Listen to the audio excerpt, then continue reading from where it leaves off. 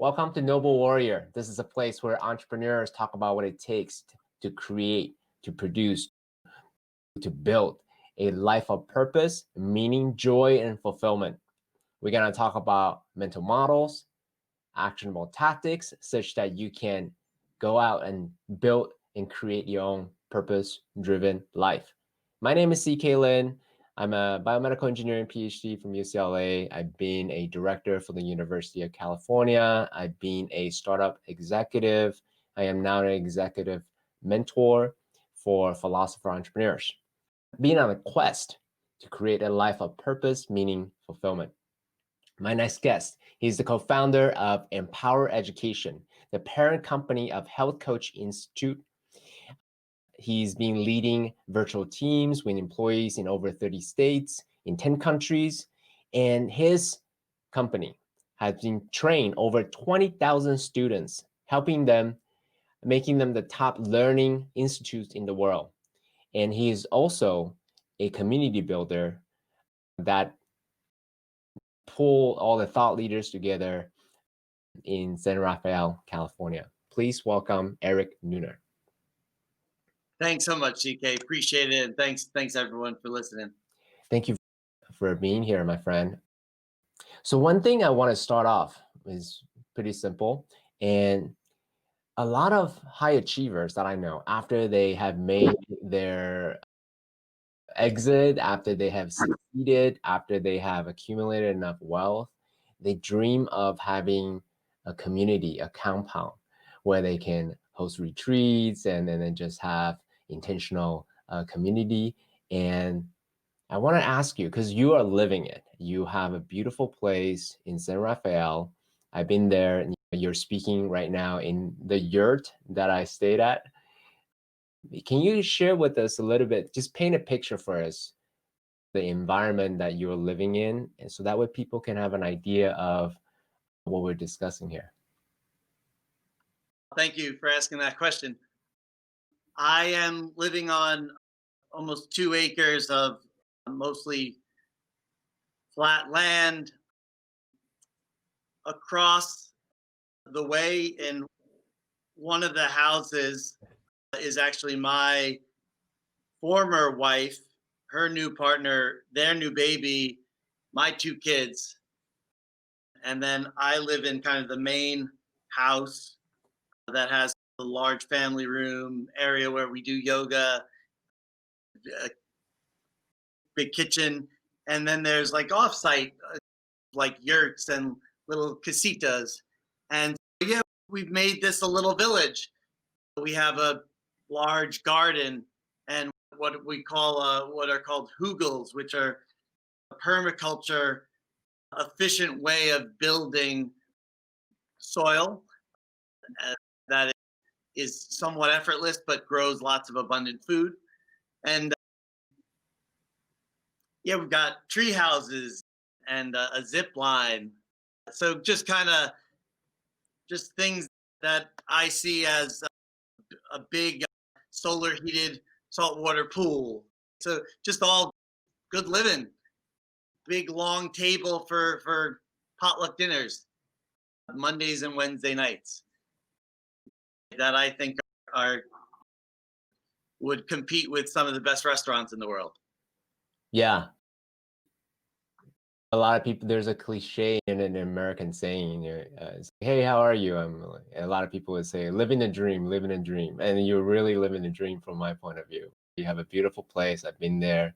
It overlooks the city, and it exudes that retreat center vibe.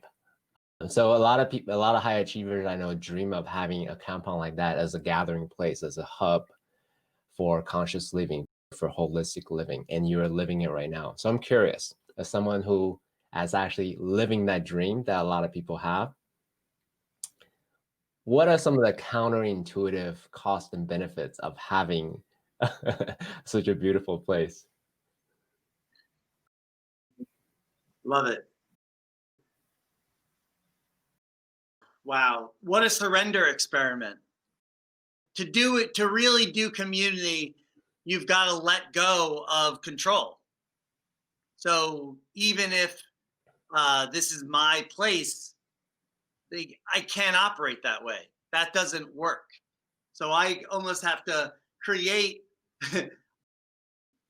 I have to put myself in a place that makes me at the whim of sorts of the rest of us. There's a little bit of surrendering my power in that. Now, nuclear occasion kind of thing, could things change? And yes, but ultimately we're all choosing this experiment all the time. So I am co-choosing the living with these folks and raising our kids together because we know the benefits. And it's difficult to relate with different adults who have different ways of being and different strengths, and it's vulnerable. I went through divorce in community. It was very hard. The not feeling seen and appreciated and understood, like, that's just human. That's the human experience. And so to feel that, not feel seen, appreciated, understood by people you love and value is so painful. Yeah. Thank you for going there right away. This is minute 2 into the podcast. I really appreciate the courage and the vulnerability and the openness to go there. It's easy to hide out when you're living by yourself as a couple, as a family unit, but when you're in community, you're fighting that natural survival instinct, right? To hide out, to whatever.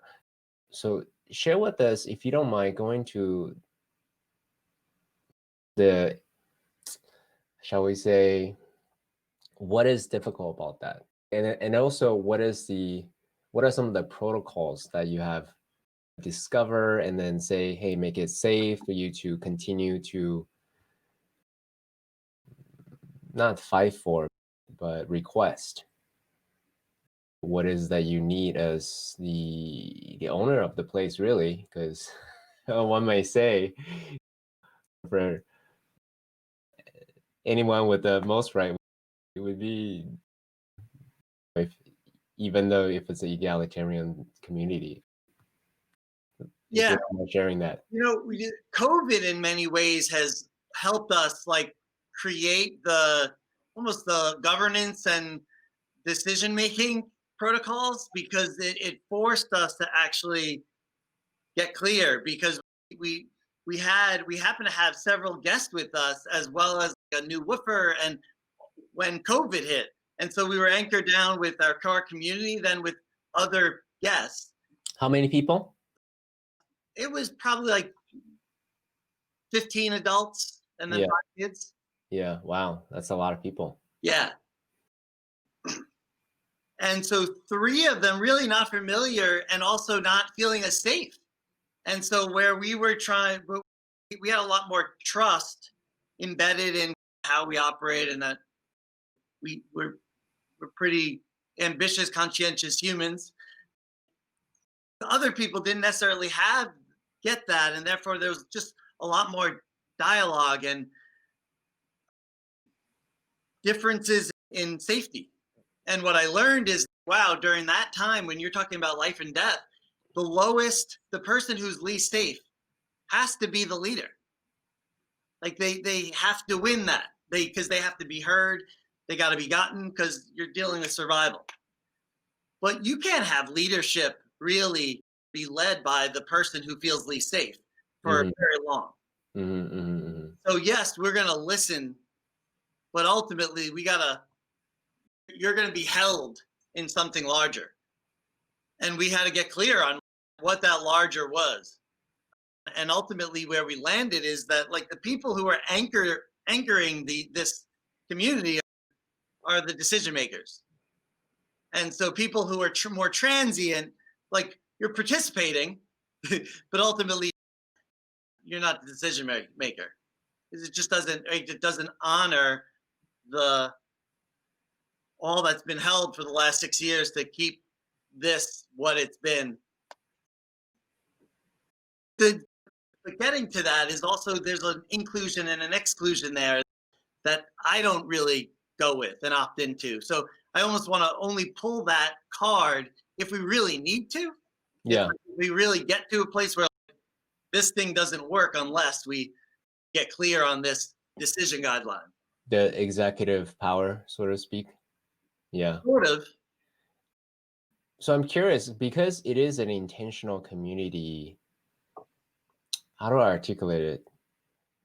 So in company, it's easier in many senses because you have, as a business relationship, you can have your bylaws, you can have a governance structure, you can have essentially your operating system clearly laid out.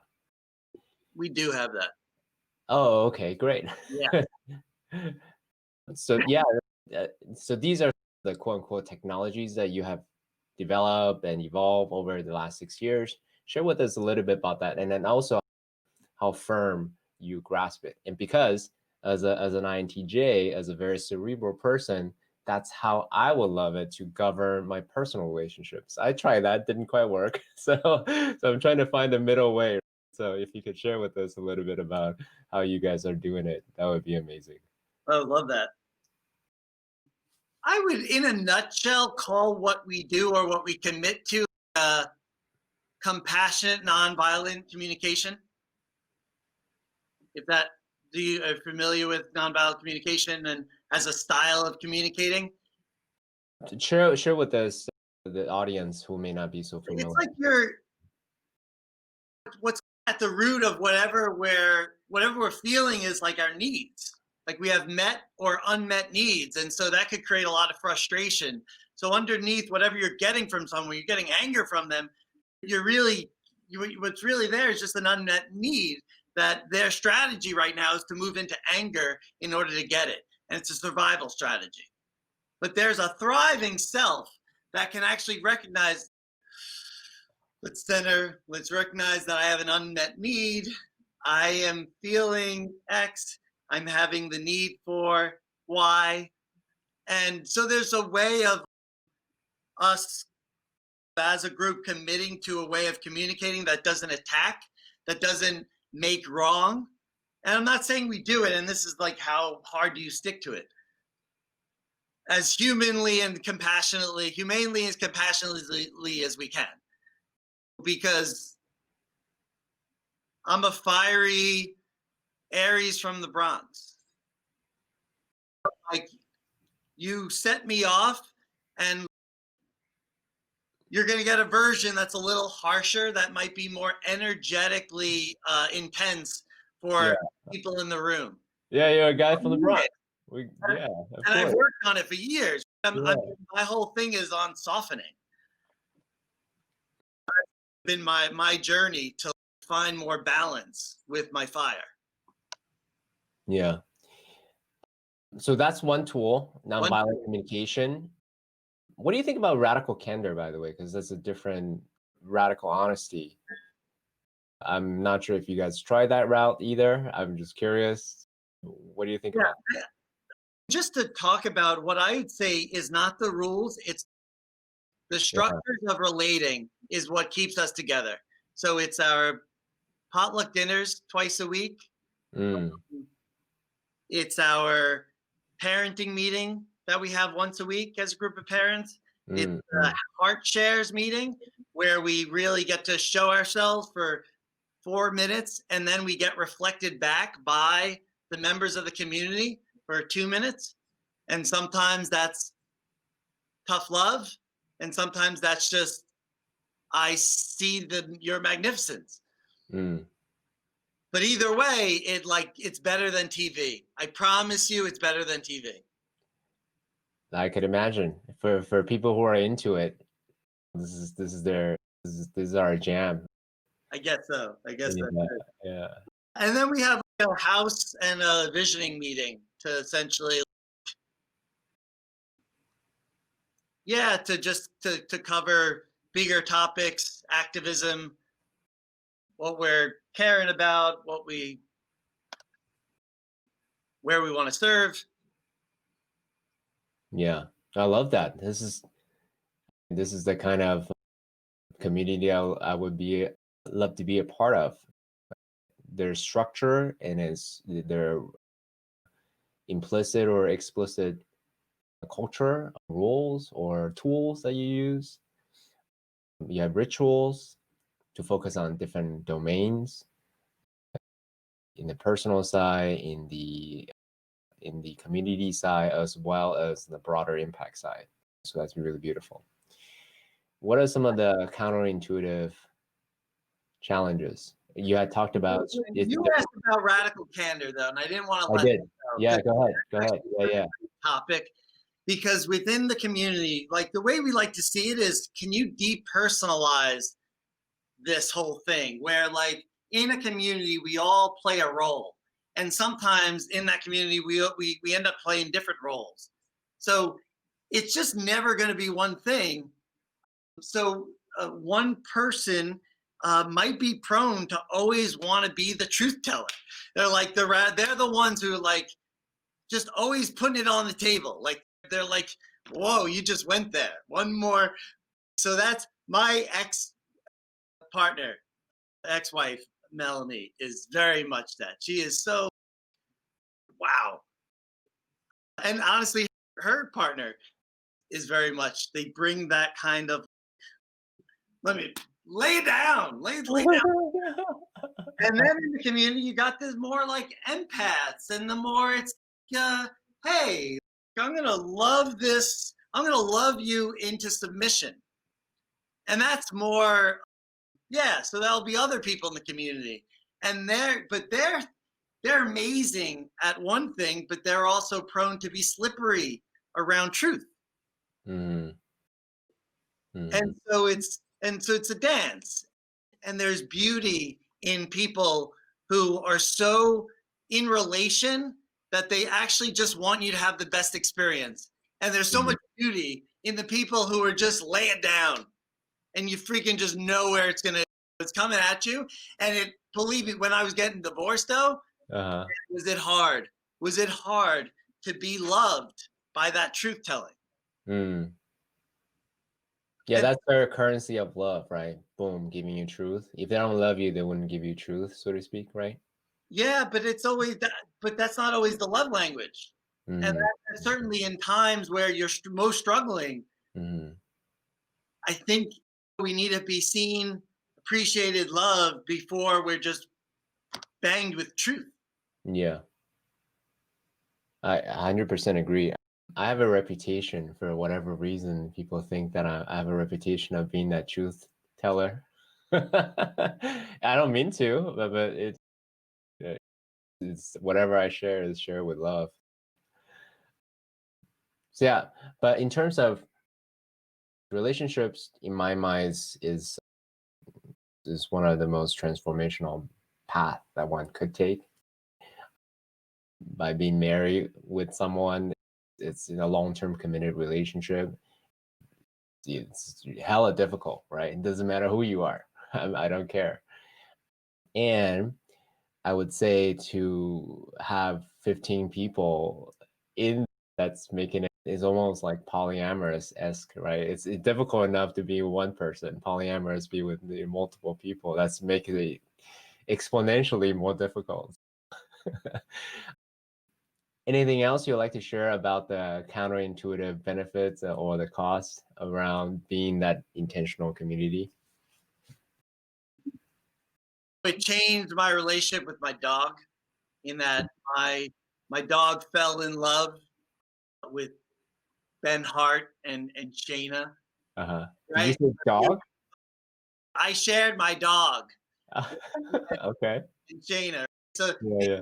things that it's not easy to share your dog, Mm, but you're surrounded by all these amazing people, and my dog fell in love mm, with them. mm, And so I smile, but there's a loss in that. mm, With everything that's amazing, there's a loss. And I mm. don't want to like just paint rosy. When you go from a dyad of two people to a community, something changes. and that either brings you closer together or it brings you further apart or it does something, but it's a catalyst. And I just don't want to, if you are thinking about community, you are in for quite an uprooting of what is your life. So do not do it casually. Do not do it lightly. Do it with your heart wide open and with just an intention of doing things in a loving way.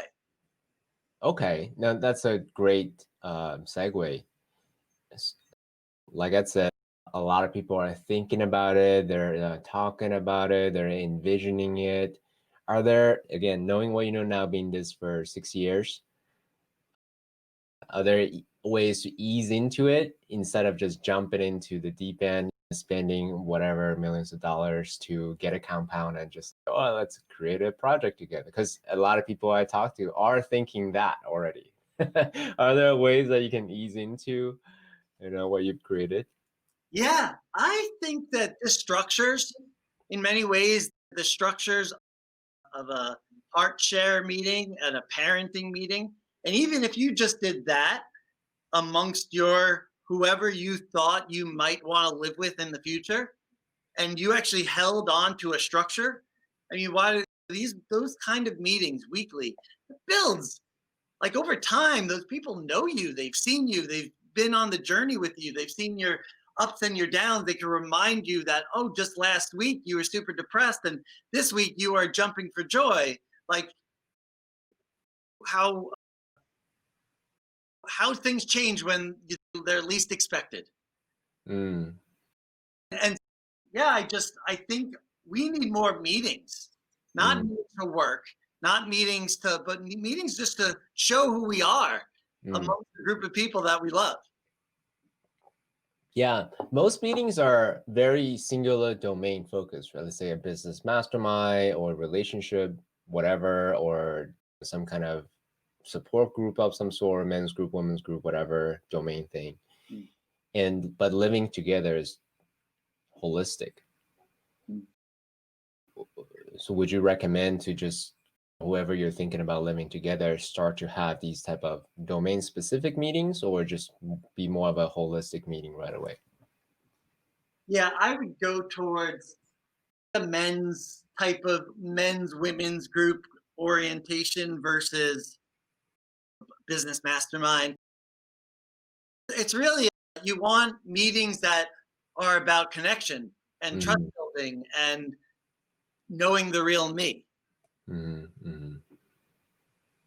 Cool. Thank you for sharing this. This is really great. Any other resource you want to share for anyone who are thinking about creating their own intentional community? Who are maybe some of the thought leaders, practitioners, or names that you may have come across? Yeah. Tamara is a community in Portugal of around 200 people. They do a lot of peace work. They're really, in visiting them and learning from them, walking the talk. And we learned what the forum style of sharing, of kind of entering the center of a circle and sharing your heart. And yeah, we just have, they've been really helpful in their leadership. So they've got teachings on their website. Yeah. Oh, great. Thank you. I'll make sure to include this link. So this is of particular interest to me, also a lot of people, because if you really think about the broader trends of, I don't know if you saw the movie Social Dilemma yet, but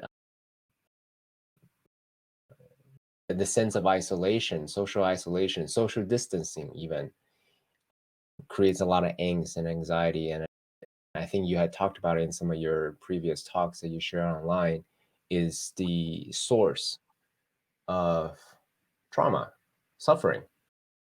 If you come back to the sort of the root of suffering, a huge part of it is this lack of connection, the lack of community, a lack of relationship, the lack of intimacy.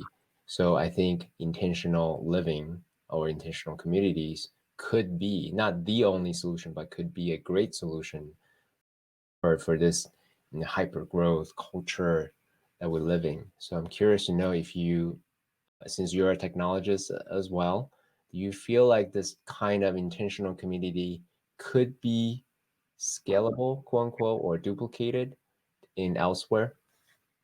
Yeah, that's I hope so. And this is where I'm hoping that people even virtually start kind of creating structures that build real connection. The problem is architecture. And Mhm. believe me, I'm scouring like for opportunities to build something that represents more of a village. But it's right now, it's looking like a multi 5 year project. And we're going towards it. We're moving towards it, but it's years into the future. It's going to cost money. It's not a replicable thing right now. But can we start learning how to relate with our neighbors? Can we start sharing, moving towards decentralized food, water, and energy in our local area and learn how to collaborate amongst each other for our basic safety needs? Like that feels inspiring to me. So even if you get 20% of people engaged in this, it's going to glue the community. You don't need everyone acting like everything, but we need more than we have. Right now, it's way too disconnected. We haven't taught people how to be citizens, collaborative citizens. Yeah, there is certainly hardware and as well as software. Yeah, I like to use that analogy because it's easier for my brain. When I see a lot of the co-living projects, they mostly just focus on the hardware, basically turn it into dorms for adults, basically. And it's very devoid of this culture, this richness that you had talked about. And what we've been discussing is more of the software side of things, right? This code, this culture, this rituals, this ways of relating with one another, this ways of communicating with one another, this ways of resolving conflicts per se. Yeah. So when you think about it, what is a good place to start? Is it probably software is a more challenging problem? Is that why that you focus on the software more than say the hardware part? I think it's a great question. I think it starts with software because it's about putting yourself in environments where you're building community. You're building even the inspiration to want to be around these people. Mm, So for me, it was networking in these coaching and business groups and meeting people who are like trying to live into a more inspired version of themselves and live into a more inspired way of doing a career. And I was like, whoa, this is a whole other game. This is not the, oh, living the dream, but really resentful. No, these are people who are actually trying to do it. And I was like, I want to amplify that. I want to be that. I want that. And that was 10 years ago. yeah. We'll get into that a little bit more if Yeah. you don't mind honing on the intentional community part just a little bit more. Yeah. So I love Burning Man. Yeah, you and I are both burners, right? I think Burning Man works so well because, let's be frank, there is I can't speak for you, speak for me. It's it's limited in duration. It's 2 weeks at best, 1 week to 2 weeks. So I know that I get to come back to my own cocoon, my own default world, quote unquote. So therefore, I am happy to take on a new way of being, new way of acting, new way of expression, new way of being generous and compassion, all of that. So I'm curious to know, I think intentional community could work really well when there's a term limit that maybe a month or 2 months or however long. I don't know what the duration is. So people can feel free to lean in or lean out based on their own needs versus I gotta commit dollar amount, time, energy, emotions Yeah. to this particular community right away. It's either all or nothing. So I'm curious to know if you feel like there is a gradation that could be possible, not to cheapen the concept of intentional community, but more think of it like not Airbnb, but more of like there's a term, Yeah, right? that's fun. That's exciting.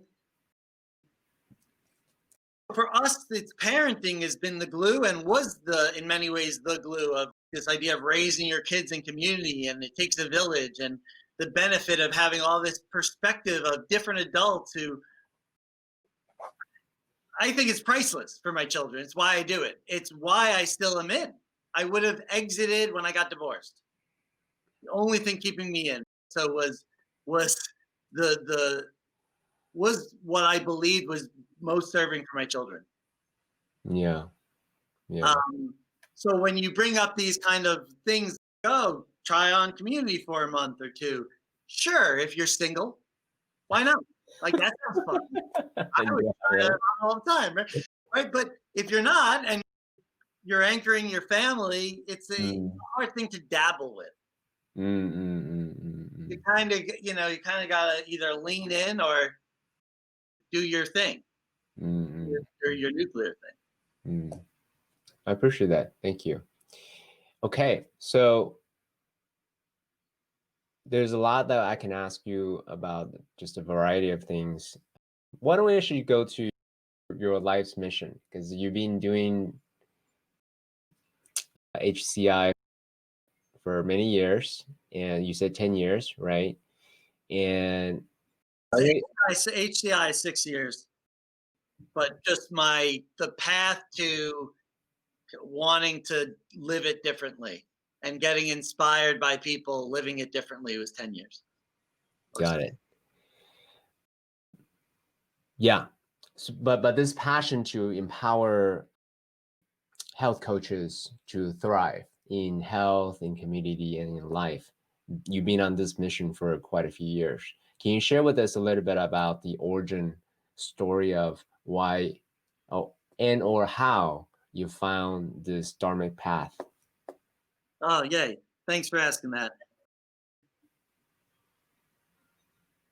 Yeah, I bring it back to meeting a health coach in New York City and being inspired by who she was and how bright she was and how she was just doing this, everything she did was enticing to me. I was like, oh my goodness, like running a wellness center, running events, going to these Burning Man parties. That's how I, found Burning Man. And then I got me to Burning Man, meeting oh my goodness, not only was it her, but there's a whole slew of people that are bright and possibility driven. And it's like we found each other.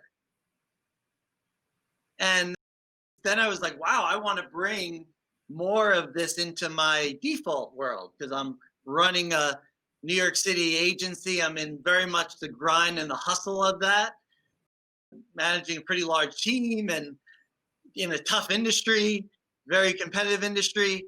And I didn't want to do it anymore. I was hungry for change. And met these people and realized like I should be putting my marketing to this, like the things they're about and what they're focusing on and what the education products they're creating is more what I want to see pushed out into the world. And yeah, I joined essentially a business and coaching group called Mind, Money, Meaning. And I met all these amazing people. And I met the people they were inspired by. And so this piggyback effect of inspiring people, knowing and learning from other inspiring people. And so all of a sudden my world goes from feeling small where I don't know, I basically know the world that is, to holy cow, like the whole world is my oyster. And in that, I got exposed to the idea of taking a trip to Peru and exploring this incredible experience with ayahuasca. and San Pedro. And And yeah, go ahead. and again, like the seeker in me, I guess I had reached the material success, and I wasn't fulfilled. So you had that dharmic thing. I do believe there was something hungry. I had a hunger in me. It was seeking. And so much so that I was willing to go to Peru and take this thing that's going to make me throw up. What am I doing? In hindsight, I look at that. I'm running this New York City agency and I'm going to Peru and doing these like experiences. But I actually went with my ex-wife now at the time and several other purpose-driven entrepreneurs that I'm still friends with today. And that trip set the course of what happened next. You know, that was probably 9 years ago now. And okay, so before we move forward, tell us about the trip. Like what actually transpired for you? What was your mental state at the time? What did you hope to get out of it? And what was the experience and what did you receive? Go into a little bit more details. I think it will be really helpful because we do talk about it, by the way, on this podcast quite a lot, ayahuasca, this and that. So feel free to say anything. This is the audience that welcome this type of conversation. Yeah. I guess I was looking for answers and I got answers. Go figure. I went down wanting to know what to do with my life.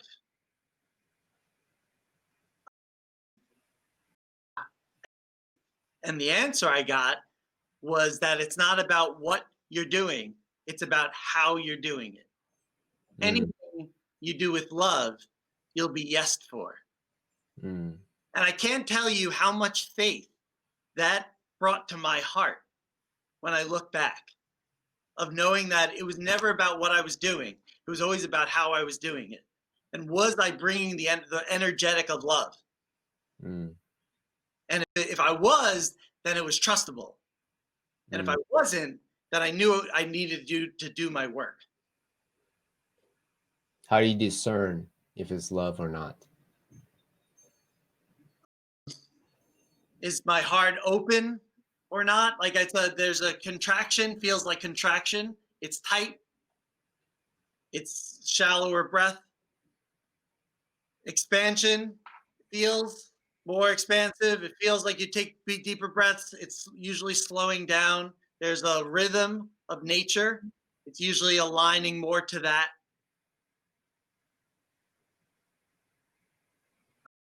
You could feel it when you get defensive, like your heart contracts. Yeah, it's that idea of opening your heart is a hard one to describe, but one that I think we know it when we feel it. Yeah, I want to use language as a way to articulate it, because what we're describing, it is a very subjective experience for sure. But I think that's one of the reasons why I'll ask people to describe their subjective experience here on this podcast, because I think the more we describe it, the more my audience, my guests, myself have language to actually describe that is. And then the more we can describe it, the more precise we can be, as well as the more normal it is that we talk about to our friends and so forth. That's why I asked those specific questions. Great. Yeah. Yeah. Because for me, I'll share a little bit about myself. Chinese immigrant, trained as a PhD scientist. This is pretty as heady as it comes. I really had to learn the lesson of operating purely in my head. I was numb for the decades. I couldn't even feel anything. And yet I was yearning for this feeling of being alive. And that's why I love peak experiences. I just didn't have the language for it.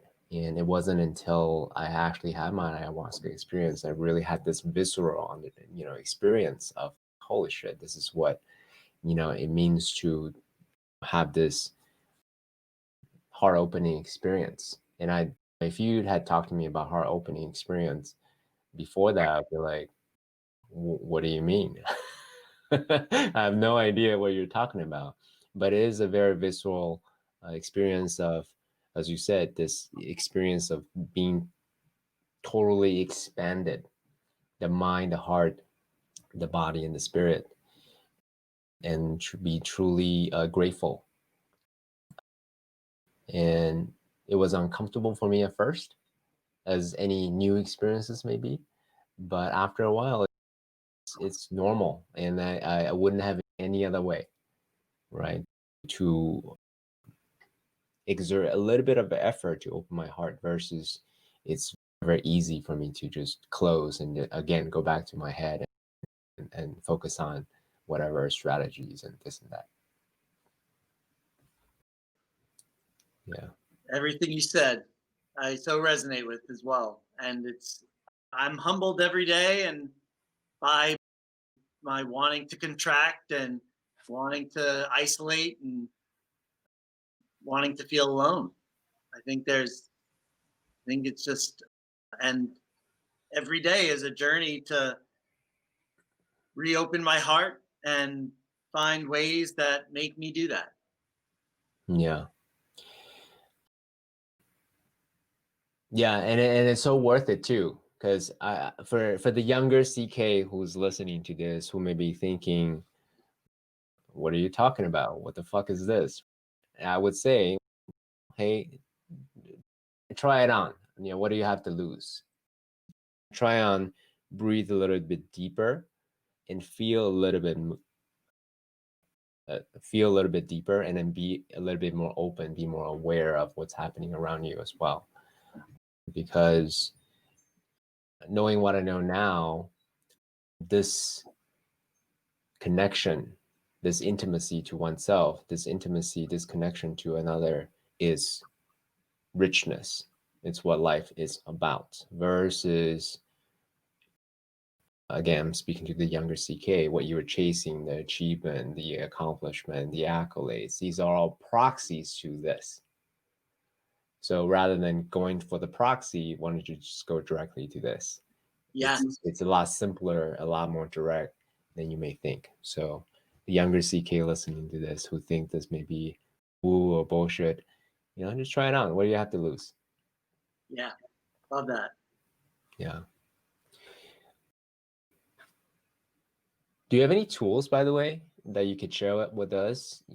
Because I know that in some of the podcasts that you, not podcasts, the speech that you have made on YouTube, doing my research, you had talked about how you were born in Bronx and how you learned to open your heart. So giving that is are there tools that you can share with them, the younger CK and Eric, so then they can learn and practice to be in their heart? I'll just go back to the experience in Peru, my first ceremony, where what the medicine showed me was what it viscerally felt like to experience the words that I was saying to myself.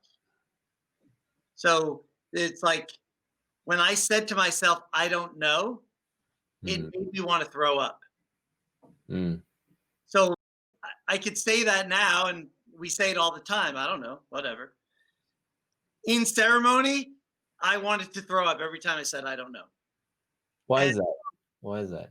Because it was showing me that you're just infusing yourself with doubt, and to replace I don't know with I wonder, but a different energetic. And just it's more playful, and that idea, it's like it's not about what you're doing, it's about how you're doing it. So you're bringing wonder. You don't have to know.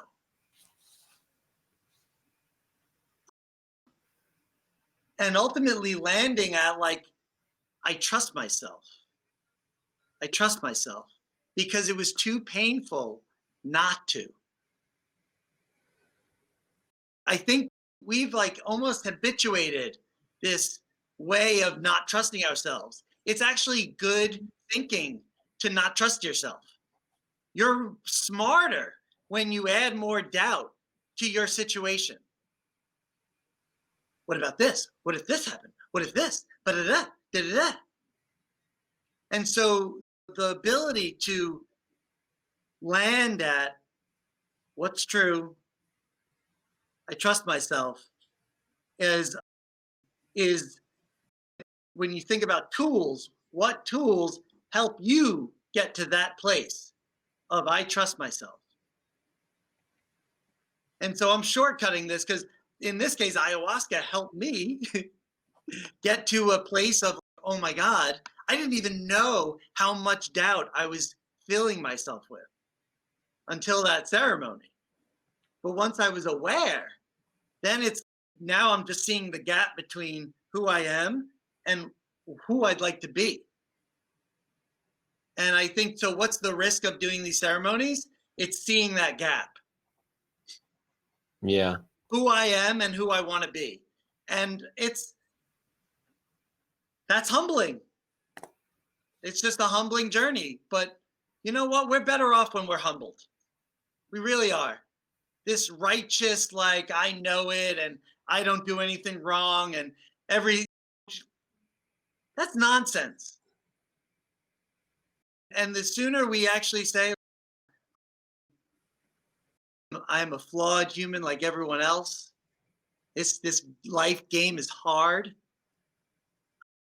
And therefore, like, I'm going to bring myself the same level of compassion that I'd wish to be brought. And yeah, I guess ultimately you asked about tools. Every tool in the book, you name it, I'm doing it or integrating it or not. But and it always evolves. But to the point where I have a magic wand. Like what is that? I'm a dude from the Bronx. Like, I'm showing you a magic wand. But when it's time for me to stand and be strong, when the world like doubts you, because that's what you got to do if you're going to actually create a movement. Yeah, bring every tool in, from plant medicine to hanging upside down on an inversion table to creating an entire environment based on wellness. That's a biomat, a amethyst crystal biomat in the background. My piano is how I meditate. I use lots of things for my back and my spine to really bring openness there, and my chest and my heart. And so I love this, is called the universal need, that allows that I run up my spine. So yeah, like, what tools is just, I live in community. We have anchored in potluck twice a week and yoga twice a week. And so there's things that, like, my life, I work out with a coach twice a week. So my whole life is built around me being healthy and my heart being open. But it takes work. Yeah. So many things I can say about that. Where do we begin? Yeah, thank you for sharing those tools. And the reason why I went right there, not because, hey, there's some magic bullet out there. That's not the point, but it makes it a little bit more tangible, a little bit more practical. I'm sure anyone, the younger CK and Eric, who wants to take on this as their path, who is inspired by your story, can say, oh, okay, I can start out by having a back massager or a biomat, or learn about radical candor slash, what was the other one that you say? Nonviolent communication. Nonviolent communication. Exactly. These are all ways that one can relate to oneself and or another human being. And then and if he is ready, then he can say, hey, I want to take on ayahuasca as well, right? Yeah. From my point of view, ayahuasca is a beautiful catalyst to hyper reality. Mm. it lifts this any kind of illusions that one may have, any kind of illusions that one may have about all the constructs that the younger CK may have inherited from his culture, from his gender, from his parents, from his education, from even just the people that he interacted with, and actually see and watch and look and say, do I want to continue to live life that way at the end of the ceremony, as an example? And it's one of the reasons why this medicine path is something that I truly believe in. Yeah. For me, it showed me like a way that I wanted to get to by any means necessary. Like I wanted to operate from love and an open heart and to trust myself by any means necessary. And I think I want to get that across to my younger self, that you open your heart by any means necessary every day, whatever it takes. That's your work. That's your only work. Because when your heart is open, everything else in life works out. Your partnership works out. Your family works out. So your job is to open your heart. And this illusion of, oh, don't do this and don't take this and da da da. F all that. F all that, younger self. No, you take advantage of all the resources that your heart knows is true. Yeah, I like that. I can see a little bit of a New York coming out just now. So thank you.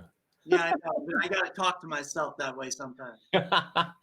Hey man, do what works. Do what works. I love that. Yeah. So I love the question that you asked in your TEDx talk, I believe.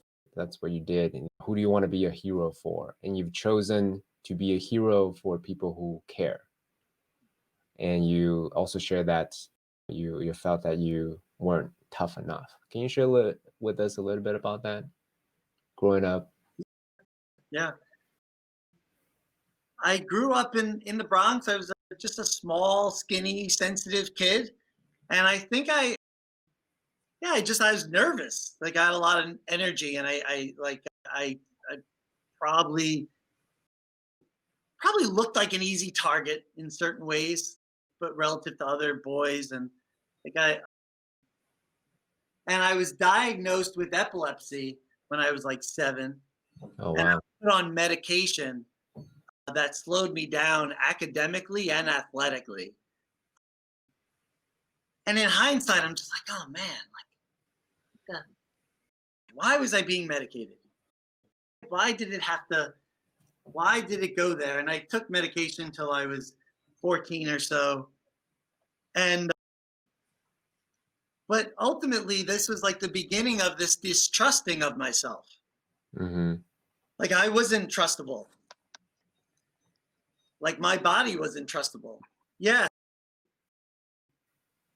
This idea that I needed medication for my body to function. Otherwise, who knows what could happen is like the beginning of like this body isn't trustable. And so, and I think also I being slower, it's like the little chip on my shoulder of something to prove. And yeah, just this combination of not trusting myself and needing to prove myself or needing to justify being slower or yeah. So I guess but I had a lot of grit and I had a lot of will. And I ultimately always found a way to rise above, per se. I was valedictorian in my high school and just whatever I needed to like do, I did. And I didn't get into any of the competitive schools in New York because I couldn't time for the test. I couldn't take time tests like that. And so again, it was a little bit of did terribly on my SATs, but I had this grit. But give me a standardized anything, and I don't fit the mold. And so, yeah, what I say to my younger self is break all the rules, Yeah. break the mold. Like, you're different. So it was actually a gift and a blessing that you weren't gifted, quote unquote, that you were smaller, that you had epilepsy. These were actually gifts to you such that you can be more competitive, be more rebellious, right? Going against the status quo per se. Would you say that's accurate? I mean, it's a little bit of a leading question, but I actually didn't see myself as competitive. I was. I guess I am. valedictorian. I mean, it took something. I know. It had to be. Yeah, I'm competitive. I think so. I think there's like a way that I'm going to figure out a way to win. Yeah. Even though I have this disadvantage. So the question that I think a lot of the high achievers especially do think about and ask is, hey, medicine journey is great. Want to soften the heart. It's great. Want it to be more heart-centered is great. But I want to lose my edge. I don't want to lose my competitiveness, my desire, my ambition, my desire to change the world. But what would you say to that? Because it feels correct me if I'm forgetting. Yeah, okay. Go ahead. Right. That's totally how I found my edge, was by standing for my open heart. That's the thing. Like, why do people partner with me and build huge organizations? Because they know this thing is true. They know this is real. It's not because I'm like strategizing everything like some puppet master. That's not what works. It's not being smarter than everyone. That's not what works. It's all the things that happen when your heart is open. That's what works. So I think that this illusion of studying harder than everyone, and because I did it. Like, I've done all of that. That's not why I'm winning. I'm not winning because I was valedictorian. I'm not winning because I was top of Cornell. Like, that wasn't what it's about. And I want to anchor that home to people who think like these filters that we've created in our society to judge ourselves matter. They Yeah, but I want to elaborate on that just a little bit, right? The lesson is I totally get. The whole idea. Lose your competitive edge because your heart is open. You're going to not care because your heart is open. I think that's crazy. I think because your heart is open, you're actually going to have the insurance policy of caring. When you care, that's the thing that's actually going to get you up. Yeah, you can care to compete. Like, competing is if competing is in your blood, use it wisely. Use it for good. I think that's the thing I'm standing for. I'm saying use every tool in the book, just use it for good. And the good comes from an open heart. Because the good reveals itself when your heart is open. And so don't apply your competitiveness to just anything. Apply it to the game that matters for you. Yeah. Let me contextualize this for myself, and then you can chime in if you agree or disagree. Okay. So the way I'll see it is this. In the simplest form, the head is about the ego. In the simplest form, it's a great tool for the ego. The heart is more of the soul. And how do I contextualize it? If I just purely focus on what my ego wants, that may be great. I may have the achievement, the accomplishment, the accolades, and all these things, and money, and And at the same time, I experience spiritual poverty because I didn't follow what I really wanted to do. Now, I'm not saying to just focus on your heart either, right? Use both. Use all of your tools to have great, create the life that you want to be successful and to be fulfilled. And these tools, from my point of view, there's a great quote that says that the mind is a terrible master. It's a great, I can't remember exactly, I'm paraphrasing. The mind is a great slave but a terrible master, I think. I'm roughly paraphrasing. Yeah. So the ambition for the people who are listening, younger CK especially, who is highly ambitious, your ambitions won't go away just because you're more in tune of what your soul desires, what you really want to do. Yes. It actually just allows you to target your weapon. Correct. So in that way, you can be a great guy, a steward of all your resources. I'm mixing metaphors a lot here. Your soul is the elephant rider, right? The elephant is all your boosters. Yeah. The And I want to make this super practical right now because it's so now you get to choose where to put your weapon, and because you have LinkedIn, you can literally target any person you want to reach and know exactly like what you're going for because you're listening to this wisdom speaking, right? It's and you bring that truth to someone, they feel it, they know it.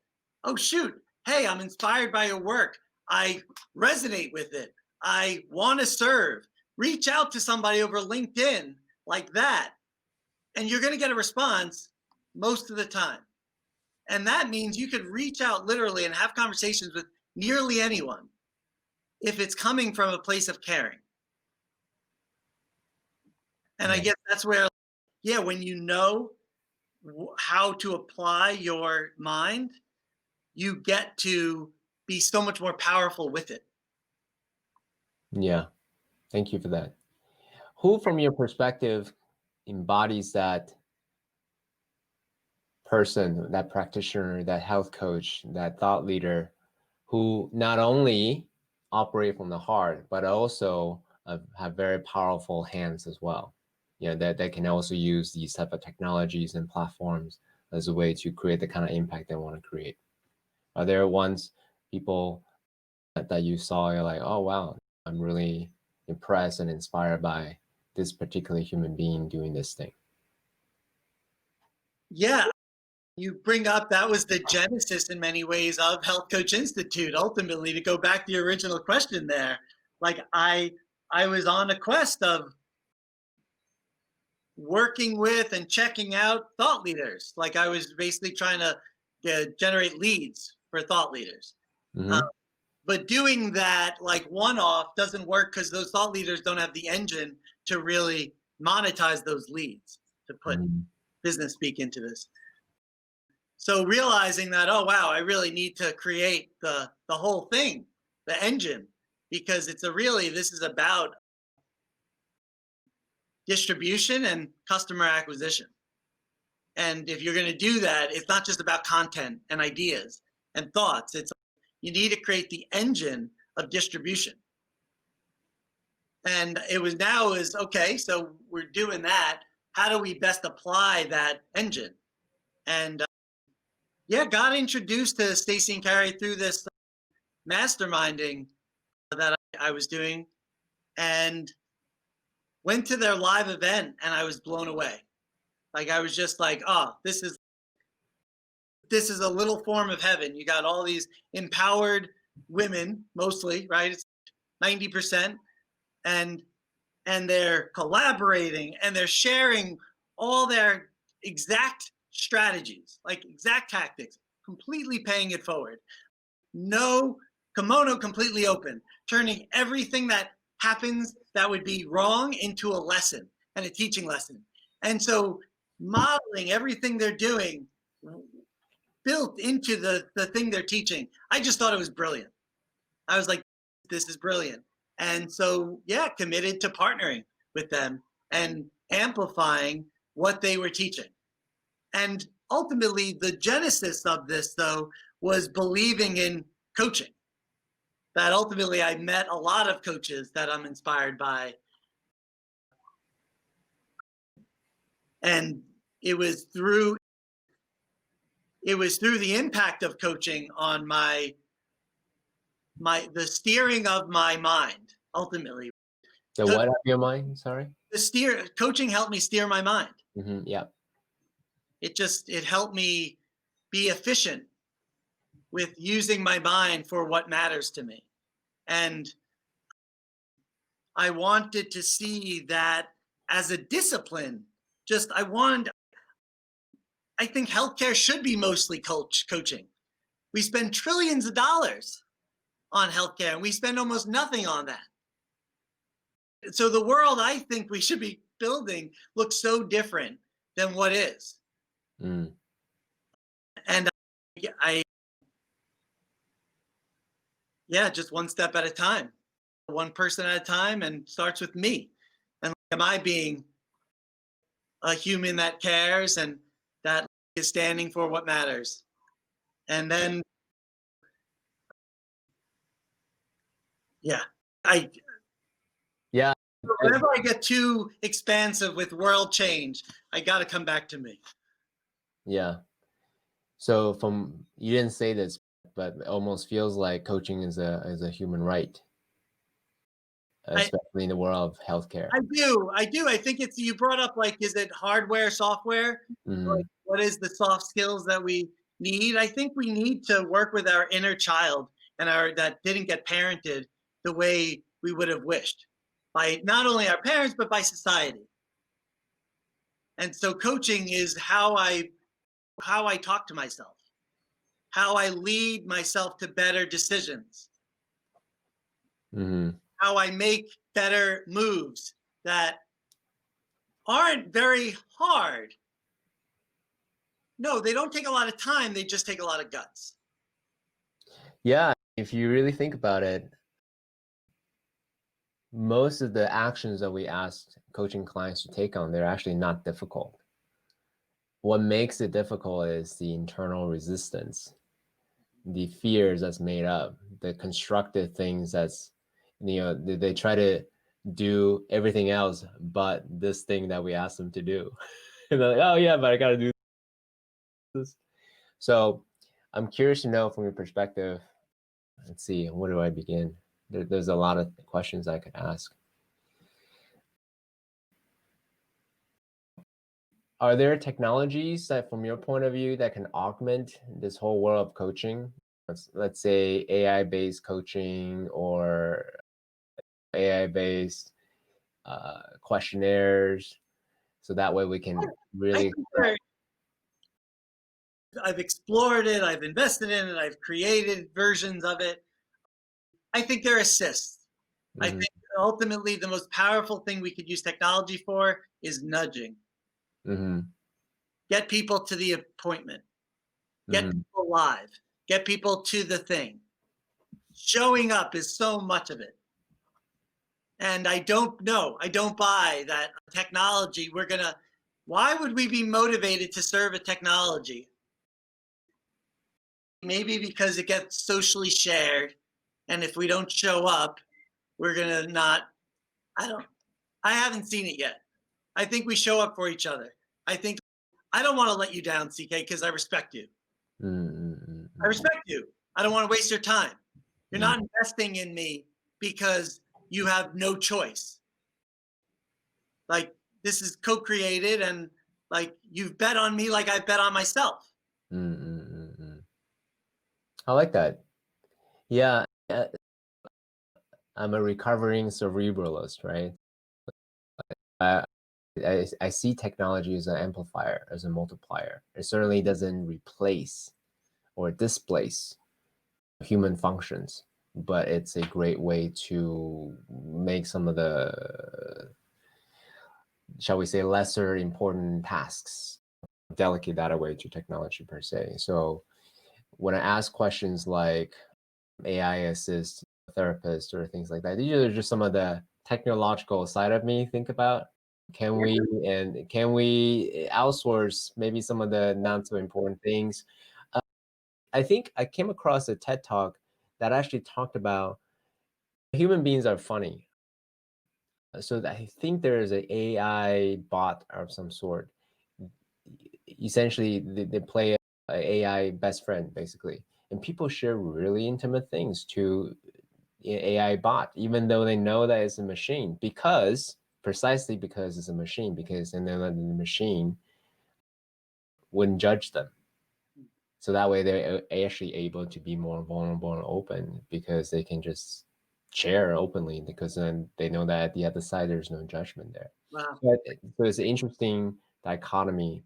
We do want to interact with a human. At the same time, I also want to know that I won't be judged for whatever fucked up ideas I have about the world or myself.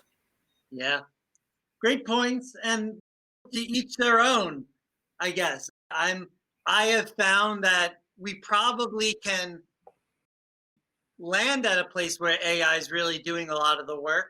But I think to get at the initial, real deep work of resolving inner conflict, and just, I think to be seen is to be loved. And I don't experience being seen by an AI bot. I'm not imposing myself. I'm just, Yeah. No, that's a really good point. I haven't felt seen by an AI bot either. And in fact, if I ever notice I'm talking to AI on the phone, then I'm like, okay, whatever. right. I cannot care about you. Yeah. I Yeah. think that's it. Like, for me, care is still at the, like, at the baseline of what value is. Like, Yeah. So especially coaching, right?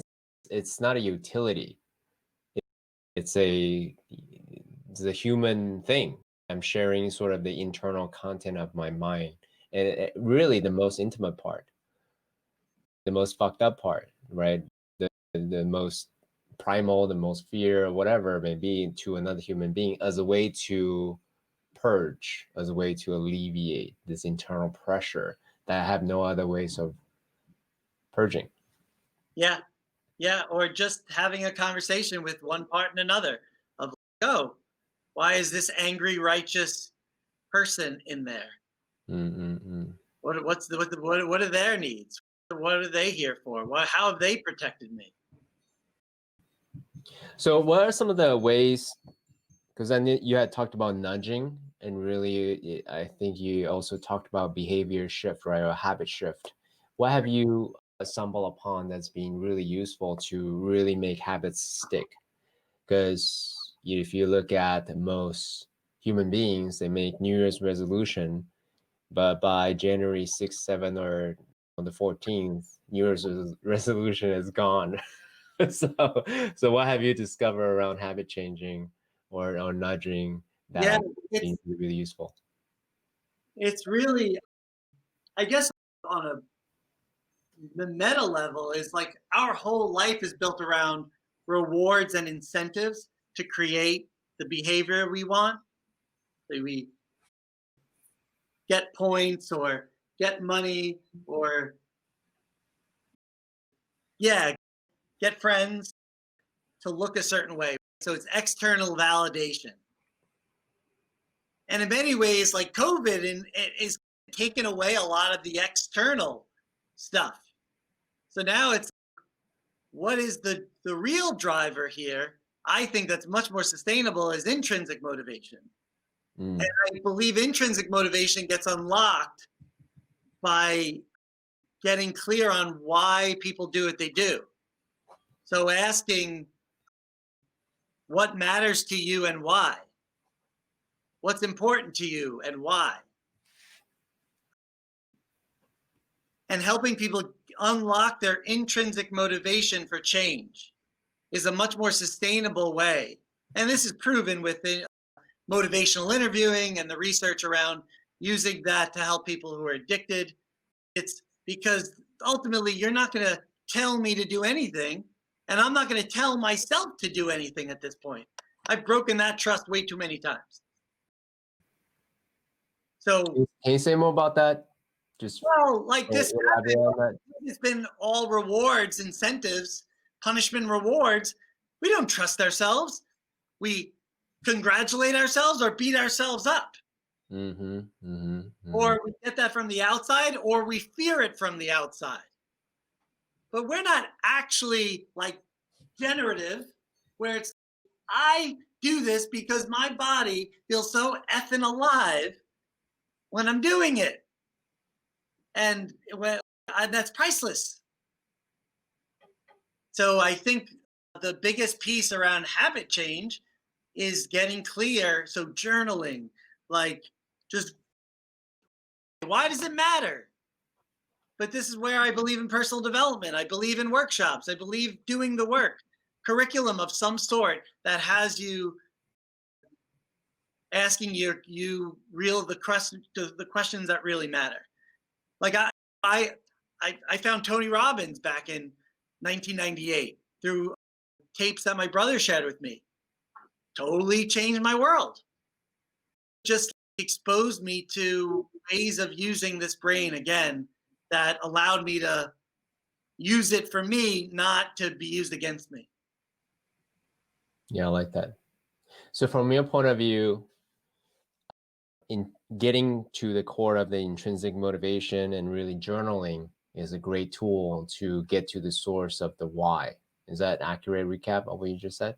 Yeah, that's a great recap. Yeah. Cool. So one model that we share on this podcast a lot is, if you think about consciousness as a concentric circle, there are 4 layers, right? One is the very outer layer is perception, what I think you think of me. And the next layer down is personality, what I want you to think of me. The next layer down is identity, I think of me. And the next layer down is that super consciousness or awareness, the ever-present observer. So what you're describing as a journaling, as a way to keep asking yourself that question, why, as a way to dig deeper past these different layers or / constructs. Yeah. It's great. Yeah. I find journaling so healing. Like, just from a purging of grief, a purging of anger, like, whew, almost to the point where it's, when I'm really going through it, it's the only thing that I can do to relieve what feels like crazy tension. That and singing. Okay, great. Say more about that. You're speaking to a aspiring singer, right? Not a professional singer, but you're speaking to an aspiring singer. Yeah, go ahead and say more about that. When I was going through my divorce, the only thing I could do to keep my heart open was hum. That I was all the time. Like, I was so angry, and my mind would go into thoughts of whatever, betrayal, loss, anger, effed upness, what's wrong with all the unfairness, that the only thing I could do was hum. And it was like this light vibration within my body that reminded like my heart to stay open. Go figure. And hum anything specific or just hum?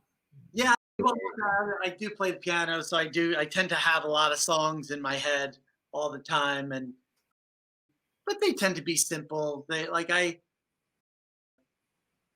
have a grief song that I created, and that goes, ah, ah, ah, ah, ah, ah,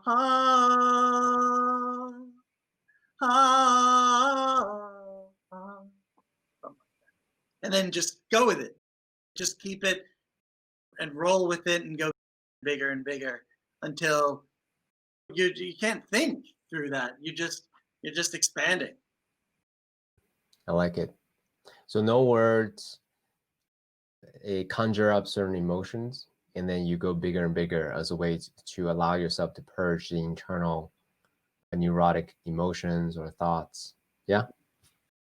That are, yeah. Yeah. Relentless thoughts. So one thing I actually started to do, this is I'm sharing it publicly, I'm sharing with you now, is this concept of emotional Tabata. Do you know the physical exercise called Tabata? No? Okay, cool. So invented by this Japanese guy with last name Tabata, hence the word, hence the ritual or protocol Tabata. The whole idea is 20 seconds on, 10 seconds off for a total of 8 rounds. So total will be 4 minutes. So you do 20 seconds on of any kind of high intensity exercise, right? Whether it's boxing, push-ups, burpees, whatever it is that you love to do, and it's high intensity. 20 seconds on, 10 seconds off for a total of 8 rounds. And it's, according to the creator, is one of the most efficient exercise that one could do. So similarly, I do that for emotions as a way to shift my way of being / emotions. Wow. So would be, let's say, a joy practice, being joyous for 20 seconds, 10 seconds off, or rage, 20 seconds on, 10 seconds off, or a total of 8 rounds. And why I did that, and you're like, that's weird, right? Why do you want to do that, CK? For me, as someone who is, I feel ways of being, emotions, our thoughts, even our spirit, they're like muscles, right?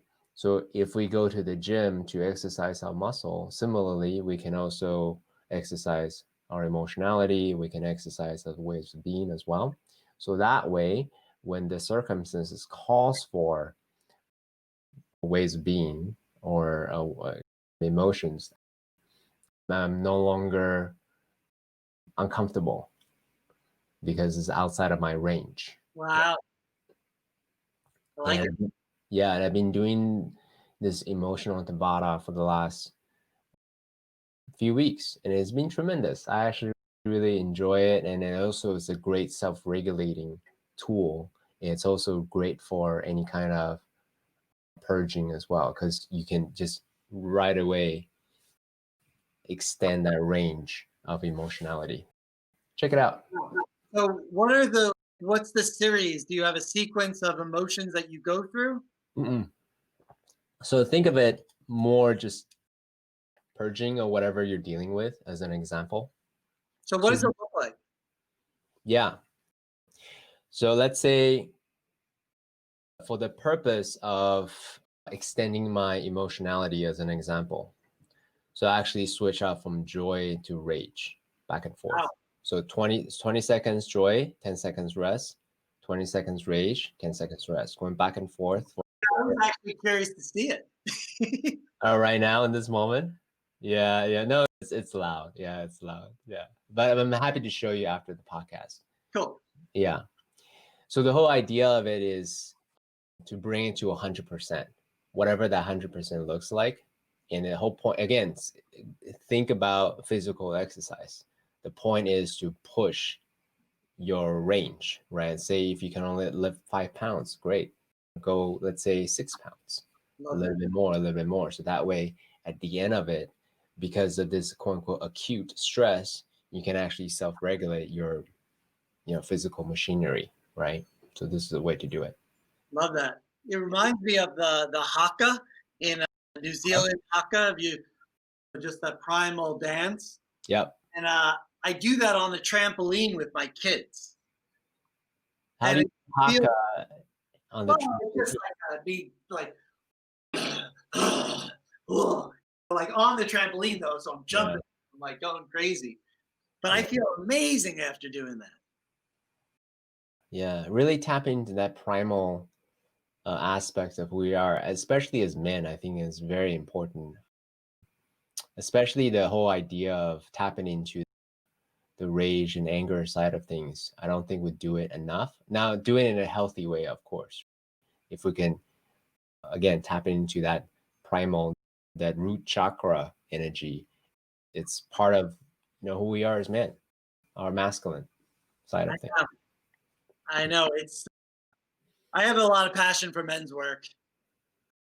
Haven't lived into that one yet to the degree that I'd like.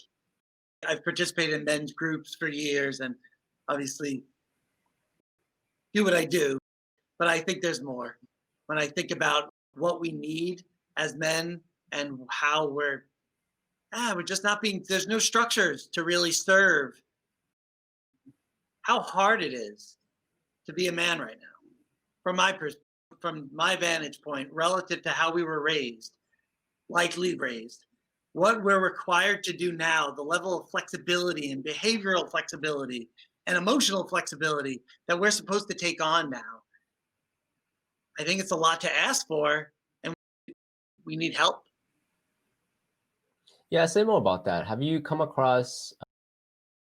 What have you come across to be the most useful for you personally in terms of finding that balance between one's masculine and feminine, especially as a man? I've been part of men's group for at least 8, 9 years from New York City changes, different groups over the years, but that place where you get super real with other men, I think is priceless. I think it's just really helpful because you get perspective from a group of people that are either it's going to be something that like you learn from or something you forgot that gets reflected back to you. And for me, I credit like my staying in on the men's group with staying in community and ultimately continuing to co-parent with my ex-wife. I don't think I would have done that. I think I would have I think I might have made moves that were just coming from a really contracted, hard place. And the men's group that I was part of reflected that back to me. It's sometimes when things are hard, it's easy to anchor back on power and control. Mm-hmm. And I was told that you can have all the power in the world, you just can never use it.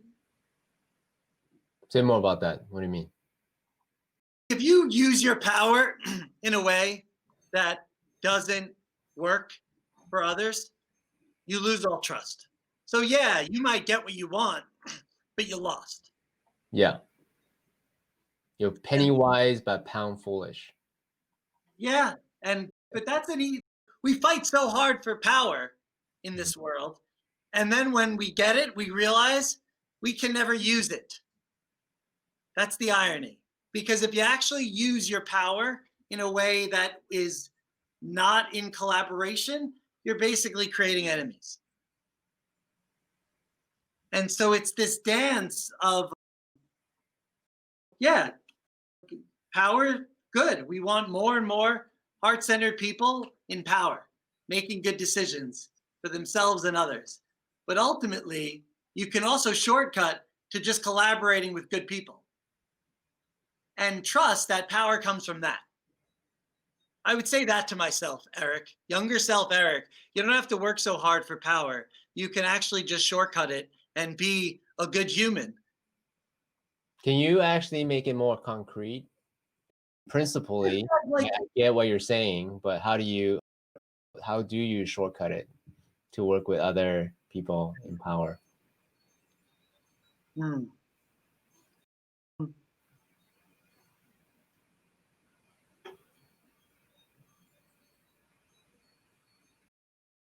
Kind of building, or for me, it was like needing to build all these organizations and this capital and this money to was actually not what I was going after in some ways. It was like I was going after the ability to move the world in a way that was aligned with my heart and live my own life in a way that was aligned with my heart. That's what I was going after. And I didn't have to build all that to have that. I could have just gone after that. You want to build, you're inspired by these people doing this thing. Go get curious. You don't have to build that yourself and control it.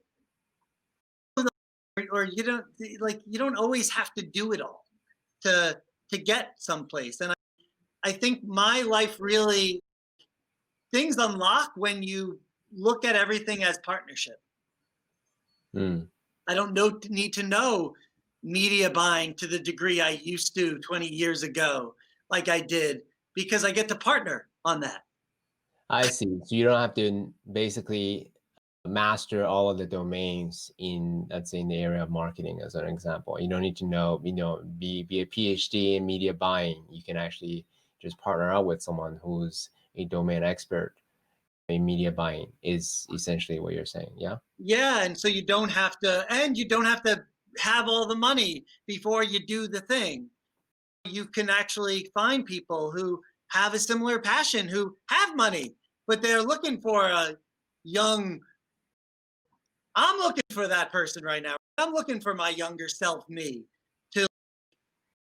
to take the wisdom and potentially my access to resource and distribution and use it for good. So there's people like younger self, Eric. There's people like me looking for people like you. Okay, so let's jam on that for a moment. Younger Eric, CK, what would you advise them to do tactically as a way to use their superpowers for good, with the strategy or with the methodology that you had just shared about, through partnership, through opening one's heart? What would you say? Like, they have a desire to make a difference in the world. Yeah. Then what? What would they do other than joining? I would start filtering my world for inspiration. So I would, what podcast most inspire me? What education is most inspiring to me? And I would reach out to the people over LinkedIn, to the people that actually inspire you, and see if you can have a conversation. Because even it's not about what you get from that person, it's about what you learn. And you're going to learn, and if you do have that conversation, you're going to learn that people want to help you. They want to introduce you to people. They want, particularly, like, again, you're coming from a place of inspiration. That's going to feel good. You cared enough to be inspired by this person's action, and you want to learn more about it so you can do it in the world, or learn more about it so you can serve, or learn more about it to learn about other people who might be doing this. Whatever you're going for, it's there for you. You just have to follow where your inspiration is leading you. What do you want to learn? I guarantee not enough people are learning it. And you get to pursue it then. That's been my motto, I guess, of just, if I wish for more of it, other people wish for more of it. Yeah. Let me share tactically with the younger CK, and perhaps I would jot some more ideas from you as well. I was recently came across Naval Ravikant's writing, and he made a point that actually, I thought that was quite poignant, very insightful. He said the whole idea of making an impact is leverage, right?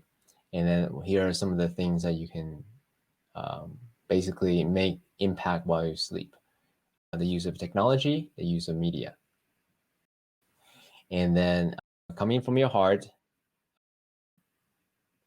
share your message. It doesn't really matter what is it that you share. You can just share your commitment throughout, and then through iteration, people would receive your energetic transmission, and those that resonate with you will reach back to you, right? And then continue on following your internal resonance, what actually makes you feel more alive. So if you enjoy doing podcasting, keep doing that thing. And then partner with the likes of those mentors that you resonate with, and then actually add value to them.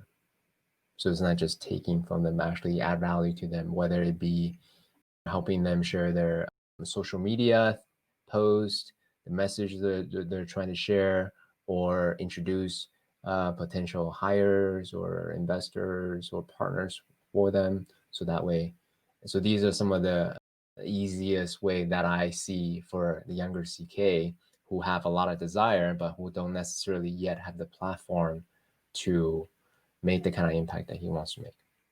Yeah. I think what I would say to all of what you said, and I would add to that, is stand for what you believe in and share it. That like marketing at the end of the day is just like caring and sharing. And the things you're into, Eric, the world needs, but they don't know it yet. And so even though people look at you like, why? What? Why are you doing? What does that do for you? All this doubt, like you knew it was serving you, and you could have shared that more boldly. And again, I got there. I'm not, but there's a way that I knew it and I didn't share it. I knew it and I kept it to myself. I I just was I was almost like following people without sharing that I was learning all getting all this wisdom and not sharing it. And yeah, I felt there was like a selfishness in some ways to like my hoarding of good stuff. Don't hoard good stuff. Share it. And then in the sharing, you become someone who's caring enough to share. Yeah. Let's actually spend a little bit more time on this whole idea of self-doubt. I would say the nature of lifelong learners is we're always pushing the limit of our knowledge. And learning by definition is going outside of our knowledge. That's by definition, that's what learning is. Yeah.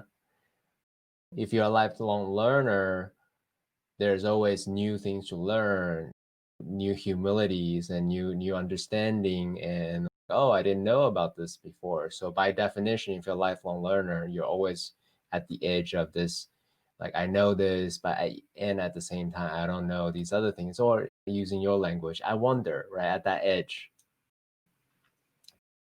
So for me, self-doubt has always been a quote unquote problem as well, if I look at it as a problem. And it was a journey for me to get more and more comfortable in the space of not knowing, in the space of I wonder, in the space of, oh, okay.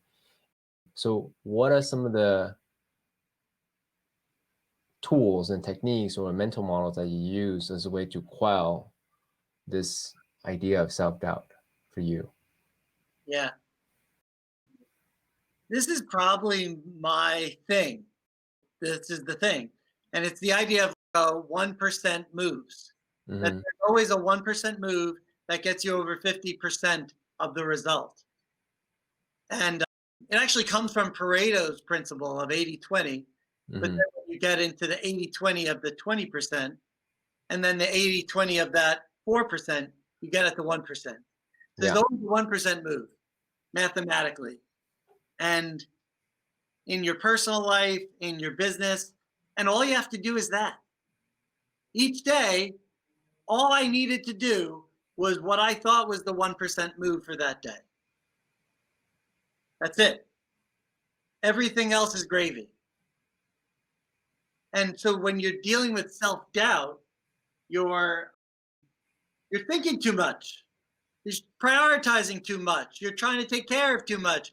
You've overcommitted yourself. You've said yes to too many things. You haven't said no enough.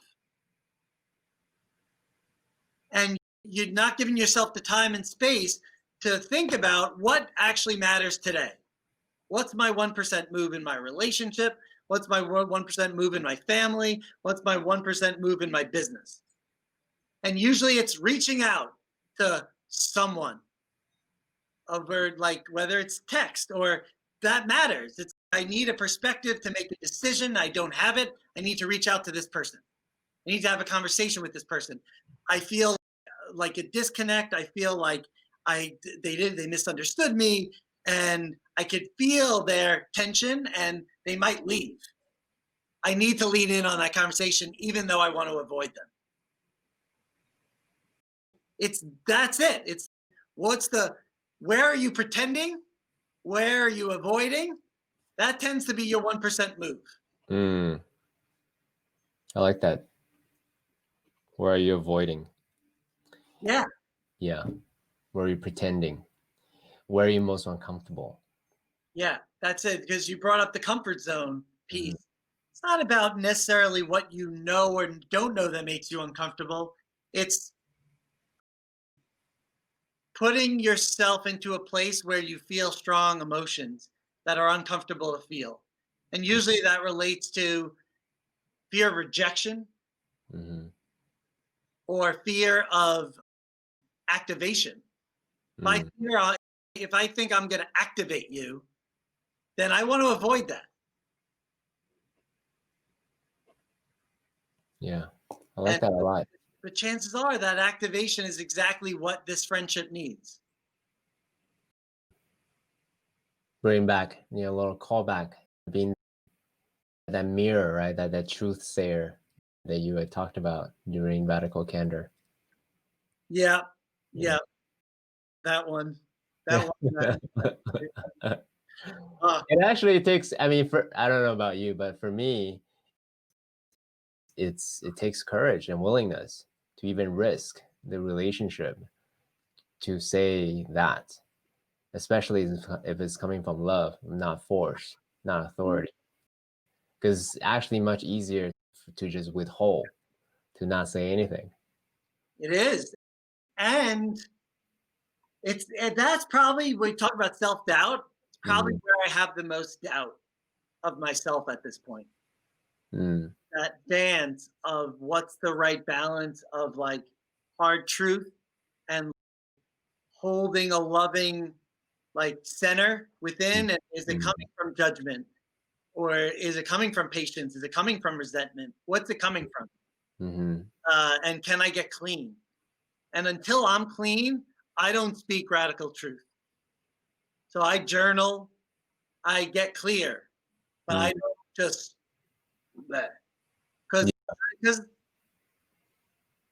it's tricky, particularly if like intimate relationships. Yeah, these are tender. We got tender hearts. Yeah. So yeah, I think thoughtful and hold it as sacred and give it the time, space, and the writing. Like, yeah, radical candor. I think we could radical candor with a lot of consideration. I honestly, so we'll come back to the whole idea or the protocols and the tools about self-doubt in a moment, but I want to talk about radical candor for a moment. I think radical candor is like the idea of communism. It's a really good idea on paper, but in practice, in my mind, I think there needs to be a lubricant, right? A civility. I can't just boom, go for the heart every time based on what the book says. I just don't think that's realistic. Because even for me, it's difficult enough for me, myself, to face my own truth ayahuasca ceremony. If another egoic person comes and tells me what I should be looking at, it's even more difficult. So radical candor in my mind is a great idea, but I just don't see in practice how that could be used in a productive way. I don't know. Yeah, oh my God, I've done so much of that because of being surrounded by people who, some of them they're like radical truth tellers. Yeah, you were marrying one. Yeah, it must be, I don't know. I can't imagine to be easy. Oh, I mean, no, it's a real source of anger because I saw it as not compassionate. Yeah. Not taking into consideration where I'm at. like A to Z. You got to lead me from A to B. Right. And I'm clearly not there. What I will say is similar to what plant medicine does. Truth shows you the gap. It's here's where I am, here's truth. And there might be a gap between what I'm. So you just told me something that hurts a lot because it revealed the gap. But I'm probably better off knowing that truth than not. But so it's this weird thing because, but I don't want to hear it all the time. Don't constantly remind me of the gap because that's not going to serve my spirit, which I need to protect. So that's not what it's about. It's about feeding your open heart, feeding your spirit. The gap is good to be aware of because we could then compassionately nudge ourselves to where we want to be. But it's not about showing me the truth and oh, you should be there. Because that's the part that That's I right. really think Yeah. messes the whole game up and breeds a lot of judgment, resentment, righteousness. So one thing that I think works that I've seen is using language, using words to say, I love you, and I'm standing for this higher future that I see within you.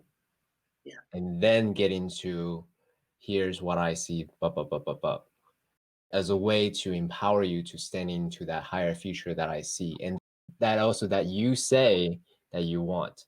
Because I'm not imposing this future on you. I'm just reminding you what something that you say.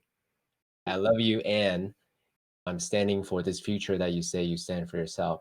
And I see here's a step that you could take. Whether or not you take it, it's completely up to you based on what you say. Do you want to honor the commitment that you have said before? Yeah. I like that. And I would just add, that I love you because, and I see all that you're navigating, and then get to the part where you say the hard truth. But I think we got to really work on like our appreciation muscle for exactly who we are, exactly where we are. And if You we're mean not for ourselves or for another? for ourselves and another, like if you're gonna give people a hard truth, then I love you isn't enough.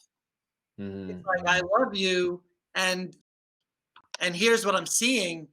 I'm seeing a woman who's trying to be an amazing mom, holding their business together, like navigating this relationship change, like whatever it is, like I see you and you're a effing rock star.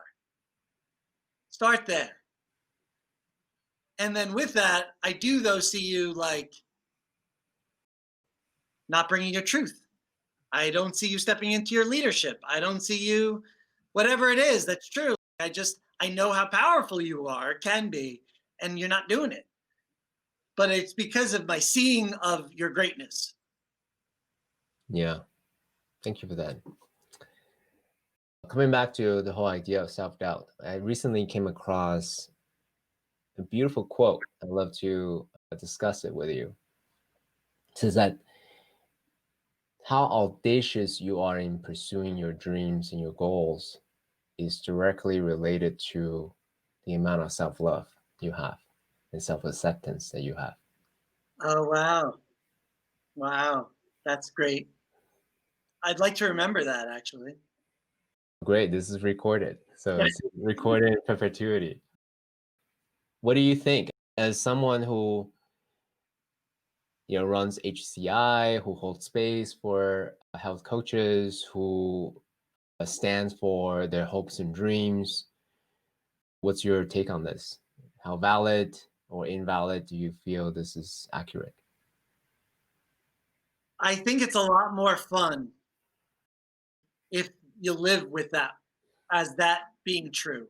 That if yes, we can succeed by beating ourselves up, making ourselves wrong, fearing judgment, fearing looking good or not looking bad. You can do it. It's just not that fun. It's true. So there's a better way. It works better. The people around you like it more because you're happier. So even if you're motivated to help other people and serve other people and it's not about you, do it for them because you're going to be a better human for them. And it's, yeah, we just haven't been conditioned by this way of approaching our work, our motivation, our heart's desire. Yeah. Let me speak to the younger CK now. Yeah. How ambitious you are depends on the level of self-love and self-acceptance you have. Yeah, try this on. What's the worst that could happen? The worst thing that could happen is that you actually have a more enjoyable time, going through this journey versus waiting until some moments of achievement, and then you can have fun. And I could tell you, knowing what I know now, the satisfaction of achievement lasts nanoseconds for me. It doesn't last. It doesn't Not at last. all. No. It doesn't. It doesn't. It's so true. It's, oh my God, particularly if you've oriented your whole life towards what's not right, Yes. fixed, what do I need to do, Yes. which Yes. is, I think, particularly if you're listening to this, probably the norm. Yes. And because right away the egoic mind would go, okay, that was long enough. What's next? And that satisfaction is now not good enough anymore. It's already future oriented. So I've done that so many times. It's not a recipe for a great life. The, the thing on this one, the game changer for me in making the switch was spending a year with the intention of not giving a fuck, Yeah. essentially.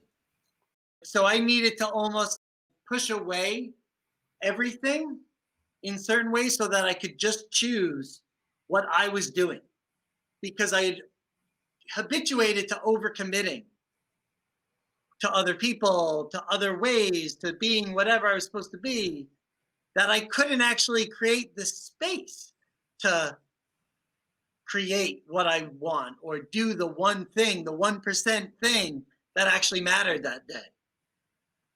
So let's make it a little bit more concrete. Yeah. One person or the people that I really admire are the people who are truly themselves. They don't give a fuck about whatever. They're a master of the craft. They're really good at their craft and they speak the truth. Dave Chappelle is a great example for me. He's very inspiring for me. Even though I'm not a comedian, I just really appreciate his craft. Yeah, me too. Yeah. And he speaks the truth. He using comedy, package it nicely and nice and funny, but he delivers his truth about the paradox of society and then make it really funny and entertaining. So I aspire to not give a fuck the way Dave Chappelle does. Well, maybe not Dave Chappelle exactly, but so how do you do that? Not to give a fuck more and more. So this podcast has been tremendous, right? By having conversations, getting real. So more and more I'm habituating myself to speak my own truth. So this is tremendous. And by the way, thank you again for being my partner in this. What other ways could one step into truth? Yeah. I do think letting go of, you got to create space for yourself first. Like truth doesn't come from a scarce place. If you're running on scarcity and not enoughness, what's really going to be true? What's true is you're scared and you're just grasping for whatever you could get. So you got to create a little bit of space for yourself to get clear on what makes you come alive. What do you, when you learn about it, when you hear about it, like what sparks your heart? And so I'm trying to be practical with this, but ultimately, if you're oversaturated, I was oversaturated with have tos, need tos, must, can't, everything. Like my family was in New York. I can't leave New York and create an intentional community. How would that ever happen? What world would that ever happen in? There's no reality that could have existed. But I needed to start saying no to things, getting clear on my how I want to spend my time, where I was not where I was doing things out of obligation that wasn't actually serving the relationship. So yeah, I guess I do come back to if you're going to live into an optimal life, you got to create the space for it. And I don't mean quit your job and do nothing. Choose and prove to yourself that you could choose for yourself. So what I'm hearing is do a little Maria Kondo style of decluttering one's life to let go of things that are just dragging you down, right? In time, space, money, and relationships and emotions, all of that. Yeah, you might want to start with an autoresponder in your email that just says, I'm actually taking a hiatus if you can. And Right. I'm going to be slow to respond. And I love you. It might start there. What is the most radical thing you could do today? What's your 1% move to create more space for yourself? So in many ways, COVID is a blessing because it forces people to limit their external engagement. Yeah, It it can makes be yeah. if we know how to navigate the addiction. Mm-hmm. And I don't think most of us do. So I think we're in a tough spot because externally referenced world needing to become intrinsically motivated without the resource to do it, with a lot of things sucking at their attention. I don't know. I'm not very optimistic coming out of this, honestly, from a emotional and psychological well-being perspective. Because I don't think we've focused, our government hasn't focused, our media hasn't focused on taking care of ourselves. Yeah, I agree 100%. Before we move on to that part, is there anything else you wanted to say about, oh shit, I lost my train of thought. But you're talking about self-doubt, right? Yes, thank you, thank you. Is there anything else you wanted to add around stuff? Because one school of thought is, let me go to a retreat center and let me be a monk on the mountaintop, and let me just devoid of all of my material attachments to focus on myself. That's one way to do it. Another way to do it is as a householder, right? Do it we can in the midst of all of our responsibilities.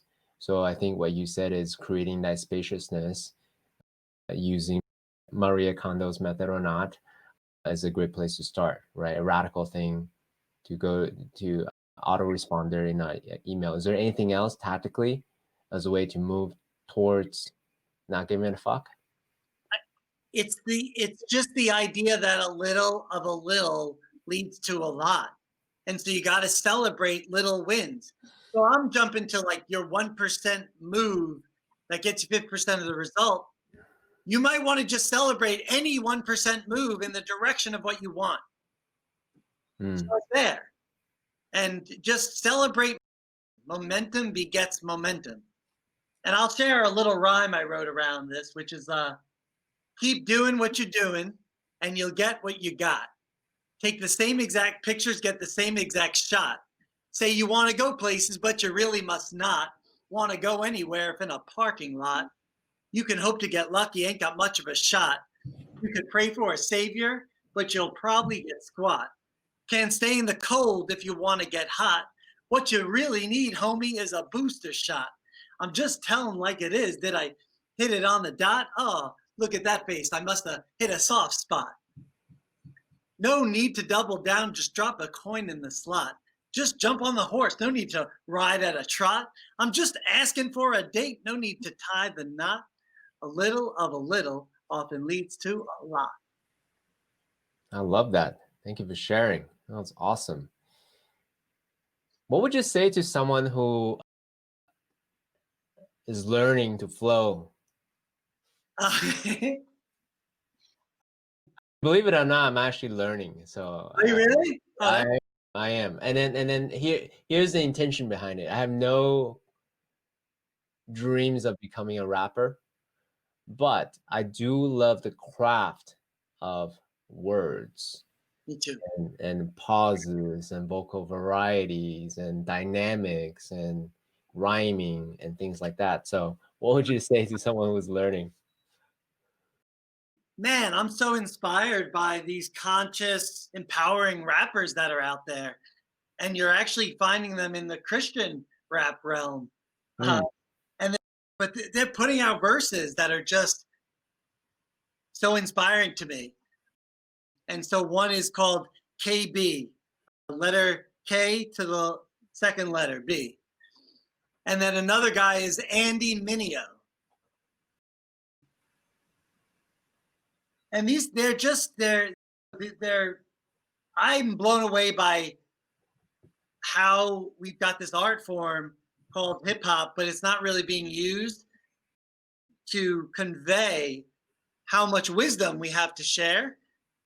And these are folks who are doing it, who are putting in that work. And so for me personally, I do it because I like to write, and sometimes I like to turn what I write into rhyme.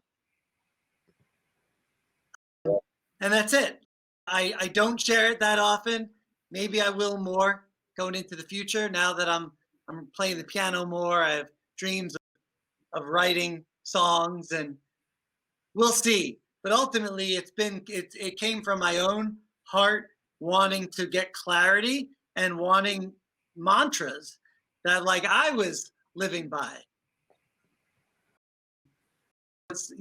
What do I say to myself? And if I'm rapping to myself and I'm like, bam, and I'm going down the ski mountain rapping, like I'm not falling because I'm owning it. Rap helps me own it. I love that. So it's like rhyme plus flow plus self-affirmation in your own voice. Yeah, equals the part of what we love about hip hop is ego. There is a bit of ego in it. It is, I'm great. There is that, but it's playful and it's fun and it can be deep and it can hit right at the heart of the matter, similar to comedy in that way. Do you feel that self-affirmation helps either affirms one's identity and or inventing a new one? Oh, that's great. I think they're both true. I love this archetype idea of like athletes becoming an archetype before stepping onto the court, or Beyonce becoming Sasha Fierce before stepping out on stage. Me, like with my magic wand before stepping into a live encounter where I don't know what's going to happen next. Like it just, whatever gives you the strength to to do it, to to step into the unknown. I guess that's what I'm doing right now. And this wearing this vest, this is an archetype. Like style, like noble warrior. Like this represented noble warrior to me. We got like heart in the back.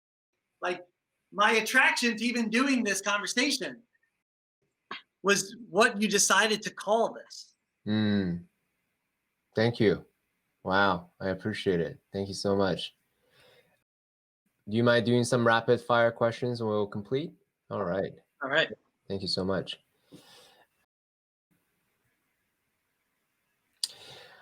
What movies have changed the way you look at reality?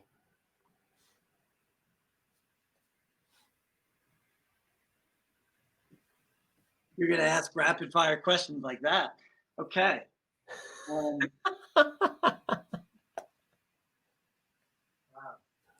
Okay. Let's think about this. I can't help it, dude. This is just the way my brain works.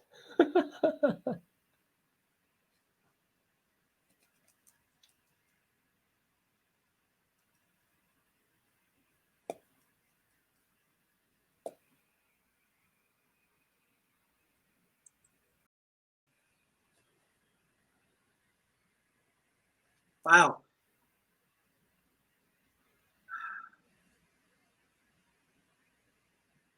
So I'm really struggling with this one. I most recently social dilemma, honestly, just in regards to what's top of mind and having more awareness around the problem has been eye opening, or how I see where we're going. That ultimately, if it's all about our attention and the monetizing of our attention, we're entering into a losing game. And so for me, from a government and policy perspective, we actually have to change the game. If we're gonna, we've gotta, if we're gonna bring a whole network of society together, then what has people winning can't just be about monetizing attention, but actually how helpful are you to one another? How helpful is what you contribute to the greater? So there's some way that it's getting me to think about, then what are we gonna do? Yeah. Another movie that popped up into my head, much older, is Braveheart. Mm-hmm. Some way that movie touched me. It touched my heart. It activated the hero in me. It activated the freedom fighter in me. Talk about an archetype. It's like warrior archetype. I'm not like I don't hold myself as like warrior, right? Like I do, like from a traditional sense, but from a working through this human experience sense, hell yeah, I'm a warrior. Yeah. And yeah, not in the battlefield per se, but in the battlefield of life, of standing for what I think matters, standing for my own integrity, my own spirit. Like F yeah, I've been a warrior. For sure. That's why you're here. The whole idea of noble warrior is people who are willing to step into the discomfort, you know, and then really stand for their highest self, their highest truth. So thank you for that. Second question, what would you say to a health coach who are experiencing self-doubt about their own dharmic path?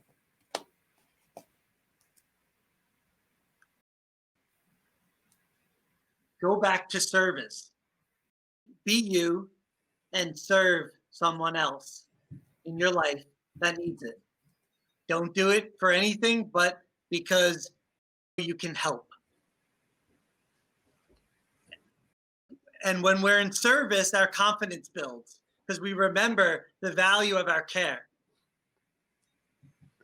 And then we can re-look at things from a perspective of not ourselves. Ultimately, when we're worried about self-doubt, we're worrying about ourselves. Yeah, thank you. What do you do to not take yourself too seriously? I have dogs surrounding me. I love them so much. I play the piano. I really am. Man, jump into an instrument. Now is the time. Like, you could learn it on YouTube. It's doable. It's not that hard. It's 4 chords. Just learn to play. I just think there's so much facility and just mental break from playing an instrument. And deliberately choose not to take yourself seriously. I've chosen essentially to take on an archetype of play. Like my role in some ways is to be a playful person, similar to what you've worked on. Like I've worked on the muscle of play, like being silly, even though I deeply care. I feel tragedy often.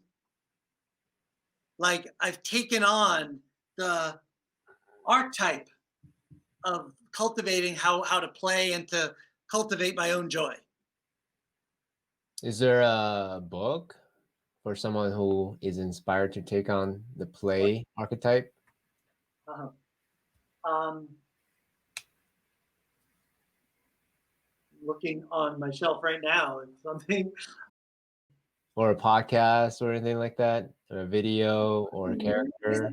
enough that I'm trying to like that's what hip hop is for me. Like hip Mm. hop play. Yeah, music. Just yeah. Honestly, it's just it was more the decision to integrate play into my life that it actually helped everything else. So Yeah, I'm asking that question for myself as well, because as you've experienced the last 2 hours, it's easy for me to get in like very serious and very heady, very meta. But ultimately, there's an Indian doctor who teaches something that we do in the community that I'll do with you really quickly. And it goes like, okay. it goes, very good, very good, yay, very good, very good, yay. And you do it 3 times. Very good, very, Very good. yay. I Right, the open, you got to open up the arms, gotta open up the chest, eyes. There you go. open the chest. Yeah. And we sing a song before our potluck dinners, and sometimes it's like the ABCs or Twinkle or something else. But just like just let it in, I guess. This life is, I believe that like fun is one of our 5 core principles as a company. Having fun, Mm. because that's what is going to attract you, CK, to the world. It's fun. They want to feel like they enjoy themselves with you. And so cultivating it, I think, is a marketing move. I think it's a business driver. Yeah. One of the insights that I got from ceremony is, if not for joy, then what's all this for? Wow. So that really shifted the way I look at this. Last question. In the last 5 years, when new behavior, belief, habits have most improved your life?